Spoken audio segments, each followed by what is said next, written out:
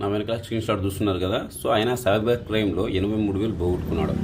మీరు గుర్తుపెట్టుకోండి, సైబర్ క్రైమ్లో మీరు చేయాల్సింది ఏంటంటే, ఇప్పుడు ఏంటంటే చాలామంది అమ్మాయికులు ఏంటంటే ఫోన్ చేసినామంటే నేను బ్యాంక్ వాళ్ళను లేదా వేరే ఇన్స్టిట్యూషన్ వాళ్ళని చెప్పినామంటే ఓటీపీలు చెప్పేస్తుంటారు.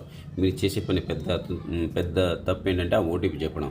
పొరపాటున కూడా ఏ బ్యాంకులు ఏ గవర్నమెంట్ ఇన్స్టిట్యూషన్స్ కూడా మీకు ఫోన్ చేసేసి నీ ఏటీఎం బ్లాక్ అయింది లేక దాన్ని రీయాక్టివేట్ చేయాలి లేదంటే కినా సో మీకు మీ టికెట్ క్యాన్సిల్ అయిపోయినాయి, మీ అకౌంట్లో డబ్బులు వేయాలి, మీ ఫ్లైట్ టికెట్ క్యాన్సిల్ అయిపోయింది, మీ ట్రైన్ టికెట్ క్యాన్సిల్ అయిపోయింది, ఇలాంటివి ఏమీ చెప్పు.